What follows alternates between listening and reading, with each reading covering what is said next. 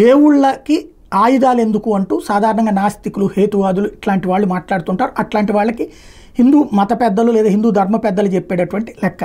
దేవుళ్ళ చేతుల్లో ధరించిన ప్రతి ఆయుధానికి తాత్విక సంకేతం ఉంటుంది. ఉదాహరణకి త్రిశూలం మానవుల్లోని త్రిగుణాలకి ప్రతీక. అవేంటంటే సత్వ, రజో, తమో గుణాలు. ప్రకృతి వల్ల ఈ జీవాత్మను దేహాన్ని బంధించడం వల్ల మనిషి ఆ త్రిగుణాలలో బందీ అవుతున్నాడు.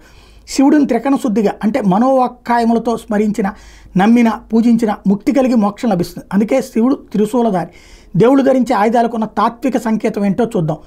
త్రిశూలం మనిషిలోని త్రిగుణాలకి ప్రత్యేక సూచిక అయితే, పరశువు సత్యం, ఖడ్గం మహాశౌర్యం, వజ్రం విడదీయ సాధ్యంగానిది, అభయముద్ర జ్ఞానం, నాగం సంసారబంధం అనేది పాశం నుండి విముక్తి, పాశం మాయ, అంకుశం మదమును హరించేది, గంట నాదమయం అగ్ని తొందరగా వ్యాప్తి చెందేది, మనిషిలోని కామ క్రోధ అరిషడ్వర్గాన్ని దహనం చేసి అతన్ని తొందరగా భగవంతుడి సాన్నిధ్యానికి చేర్చేది, శక్తి ఆయుధం. దీనికే వేలాయుధం అనేటటువంటి పేరుంది. సత్వగుణం, రజోగుణం, తమోగుణం అను ఈ మూడు గుణాలు బ్రహ్మ విష్ణు రుద్రులనే ముమ్మూర్తులు, మూడు తత్వాలు, గార్హపత్యం, అహవనీయం, దాక్షిణ్యాత్యం అనే మూడు అగ్నులపై తత్వాలకు ప్రతీకమంటారు. అలాగే మూడు వేదాలకు ప్రతీకమనే వాదన కూడా ఉంది.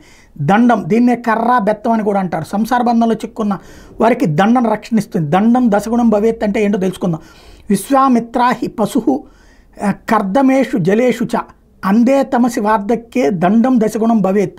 ఈ శ్లోకానికి అర్థం ఏంటంటే, వి అంటే పక్షులు తోలడానికి, స్వ అంటే కుక్కలు అదిలించడానికి, అమిత్ర అంటే మిత్రులు కాని వారు శత్రువును కొట్టడానికి, అహి అంటే పాముల నుండి రక్షణకి, పశు అంటే పశువులు అదుపులో ఉంచడానికి, కర్దమేషు అంటే బురదలో కూరుకుపోకుండా ఉండడానికి, జలేషు అంటే నీటిలో తీసుకోవడానికి, అందే అంటే గుడ్డితనంలో పడకుండా, తమసి అంటే చీకట్లో గోతుల్లో పడకుండా, వార్ధక్య అంటే ముసలితనంలోని వణకడ నుంచి రక్షించి సరిగా నడవడానికి.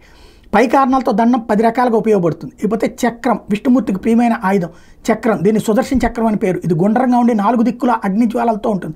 విష్ణుమూర్తి పైకెత్తుంచిన కుడి చేతి కత్తెర ముద్రపై ఇది నిలిచి ఉంటుంది. దీన్ని ఆగమ వచనముల ప్రకారం ఉత్సవాల కొరకు బంగారం, వెండి, రాగి, కంచు లేక కొయ్యతో చేసి పూజించే ఆచారం.